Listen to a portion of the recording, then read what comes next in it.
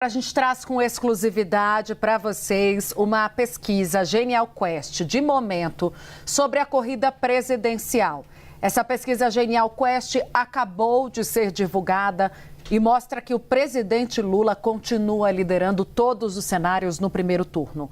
Já no segundo turno, Lula e o senador Flávio Bolsonaro, pré-candidato à presidência, aparecem numericamente empatados. Vamos aos números. Em dezembro, em dezembro de 25, agora, Lula tinha 46% das intenções de voto. Em janeiro, ele ficou com 45%, em fevereiro com 43%. Agora, em março, caiu para 41%. Se olharmos para dezembro, então, foi uma queda considerável. O senador Flávio Bolsonaro tinha 36%, Lula tinha 46%, lembram? Flávio, 36%. Em janeiro foi para 38% e manteve o patamar em fevereiro. Agora, em março, ele subiu para os mesmos 41% de Lula. Brancos e nulos ou não vão votar eram 15% em janeiro e fevereiro. 17% em fevereiro, está em 16% agora. Pouca oscilação. Indecisos eram 3% em dezembro, 2% em janeiro e fevereiro, novamente 2% em março. Importante esses números. O que é mais importante é a oscilação das retas. Não interessa agora, neste momento, os números, mas qual é o movimento e a tendência. A gente vê a boca do jacaré fechando, uma aproximação. Isso mostra uma tendência de queda de Lula ao longo do tempo e uma tendência de crescimento de Flávio Bolsonaro. É por isso que a gente trouxe ontem a informação de que Lula decidiu antecipar a estratégia de bater de frente com Flávio Bolsonaro. Ele queria esperar até abril. Por quê? Porque abril não haveria uma chance de uma troca de Tarcísio por Flávio. Lula acha Tarcísio mais difícil de combater do que Flávio. Então queriam esperar até abril para que Flávio ficasse na frente, passou o período da elegibilidade, não tem possibilidade de troca de Tarcísio, e aí Flávio é o adversário. Só que o Palácio do Planalto hoje teme não dar tempo de desconstruir a imagem de Flávio Bolsonaro, de abril a outubro. Por isso que agora o PT já vai começar a fazer uma série de campanhas nas redes sociais, relembrando polêmicas e escândalos envolvendo Flávio Bolsonaro. O caso da compra da mansão aqui em Brasília e o caso da rachadinha no Rio de Janeiro.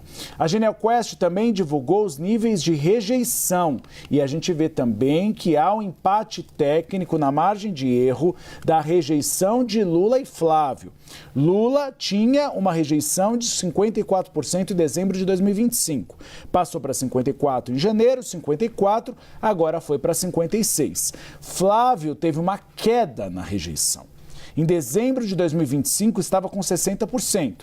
Foi para 55%, 55% e agora 55%.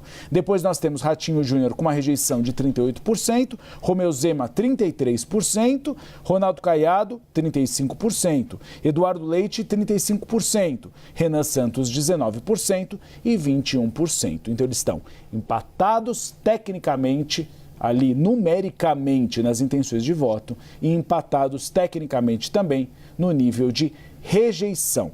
No caso da rejeição, Uribe, só uma dúvida aqui. O Lula ainda está dentro da margem, né?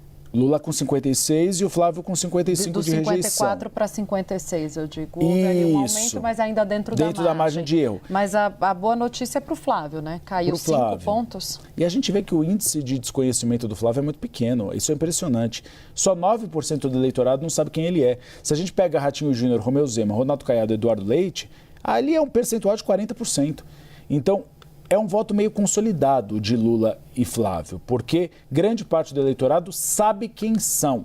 E aí diz que votaria ou não votariam. O restante dos candidatos ainda tem margem de crescimento de popularidade ou de rejeição, porque o nível de desconfiança é muito grande. Agora, 3% dizem desconhecer Lula.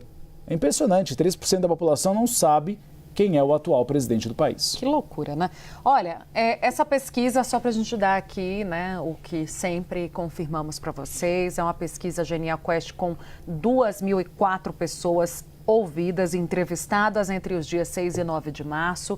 O registro está na Justiça Eleitoral. A margem de erro é de 2 pontos percentuais para mais ou para menos, com nível de confiança de 95%.